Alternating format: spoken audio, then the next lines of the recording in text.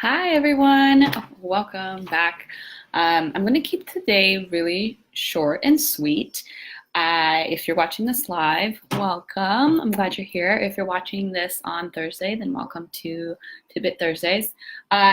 This past Saturday, I was in Fort Lauderdale and I was speaking at the Women's Empowerment Expo, which was so great. It was so fun. It was so amazing. It was so inspiring.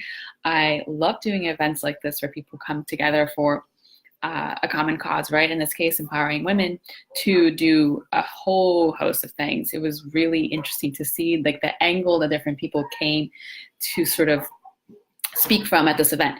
I was there obviously with doing what I do, but there are women out there doing all kinds of things from like talking about entrepreneurship as a parent and talking about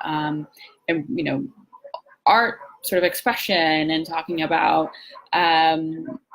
business in general and talking about expression of the self, expression of the self as a business person.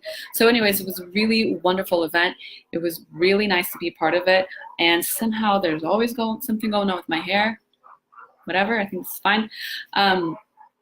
So it was really nice to be a part of it. I'm so happy that I was able to be there. And if you were there, thank you so much for coming. If you were not, I hope to see you at the next one.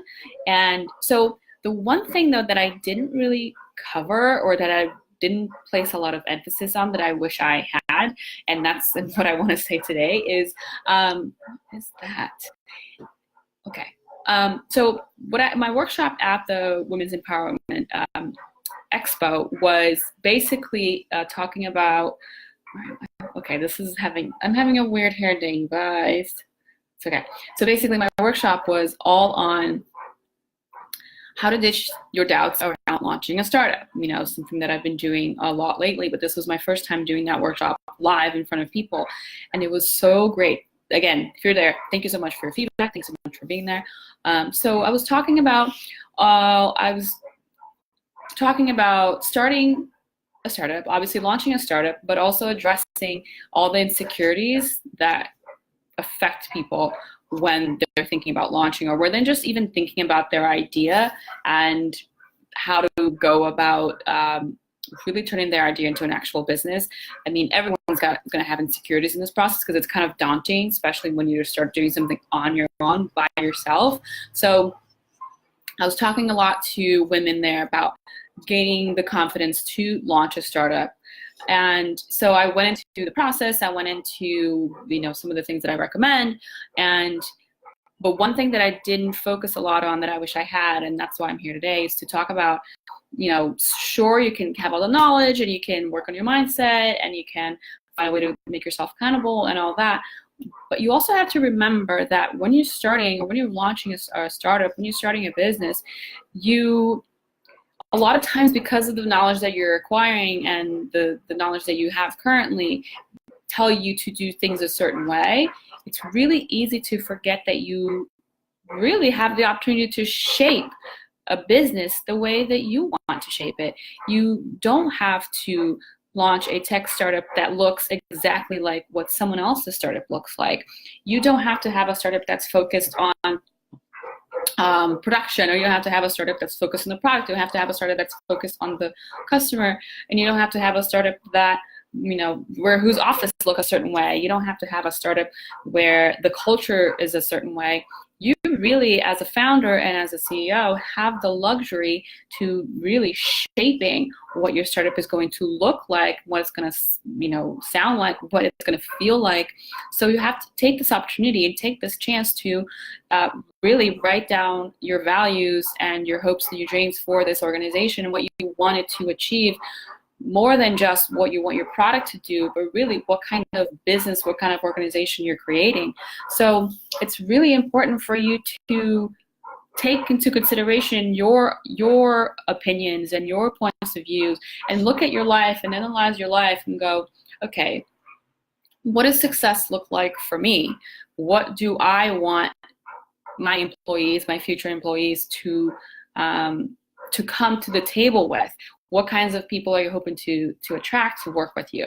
So, and then this can go, as simple as like, are you going to be a remote only company? Are you going to be a remote first company? Are you going to work in an office? Are you going to, decide that you want your team to all be in one city, in one place, to work together, or you're going to decide that no, you want everyone to work where they want to be, because that's where talent is nowadays, right? Talents can be found globally, not just in the city that you're in. Do you want to create a ROW, which is a results-only workplace? So, and that model, basically what you're doing is you don't place schedules on people. You don't tell people when they have to come to work. You basically just create a really structured performance track, and if the person is performing or if they're achieving their goals, then they can work however they want. So if that means they're going to leave at 3 p.m. to go to their kids' soccer practice, that they're not going to be chastised or feel like they're not contributing to the organization. So that's all I'm going to touch on today. Really go back and think about, how you envision your business changing the world. Like, how do you envision it becoming a place where people want to come work at? So, and that can look a million different ways. So when you're sitting down and writing your goals and your vision for what success looks like for you personally, make sure that you also sit down and write down the ways that you want your company organization to be run, and what success for your organization is going to look like for you as a CEO and for you as a co-founder or a founder. So don't get stuck on the box of, a successful startup looks like this, because a successful startup looks like that for that person who started it, because they think that that's what success looks like. So you can have so much freedom here. For me, success really meant that I wanted to have plenty of time to travel and plenty of time to leave our headquarters to be able to just take proper vacations where I'm not connected, where I know my team is running things smoothly without having to reach out to me at any point. And I want that for everybody else who joins. And so if that means that things move a little slower, if things move a little differently, or if some people have to have a wider job description, then that's it. Then that's how we run things. And that was what success looked like for me. The other thing too is that I know for a fact that I want to be home by a certain time, or I want to be done being able to shut my computer off by a certain time, because every day in my schedule, and I can show you guys a picture of what my book looks like. I'll just pick a random page on my planner. So here's what my planner looks like, my daily planner. And you can see that at the end of the day, I have in there that I will always be home, and I will always be there for time with my kid, dinner time, bath time, bedtime, and that cannot be compromised. Not for any meeting, not for any, conversation I need to have with someone else. That's something that is very important for me, and that's what success looks like for me. So when I started my company, I made sure that that was something that everybody knew. And that's something that I've seen done before, is what people call aspirational calendars. So everybody in the beginning of the month can sit down and say, hey, this is what my calendar would look like if I could just do everything I wanted, if I could go to my kids' play, if I could go practice for this marathon that I'm really hoping to run at the end of the year, if I could, improve my education in this area so that I can go to school at this point, this is what my calendar will look like. And we all kind of learn to work around everybody's calendar so that we all have the freedom to be who we really want to be, both in and out of work.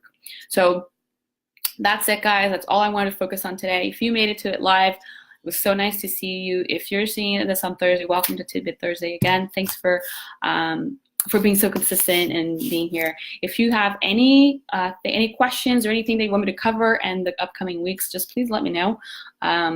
For those of you on Facebook, hi everybody on Facebook. For those of you on Instagram, hello. And I will see you again next week. Have an awesome week and weekend, and I will see you soon. Thanks. Bye-bye.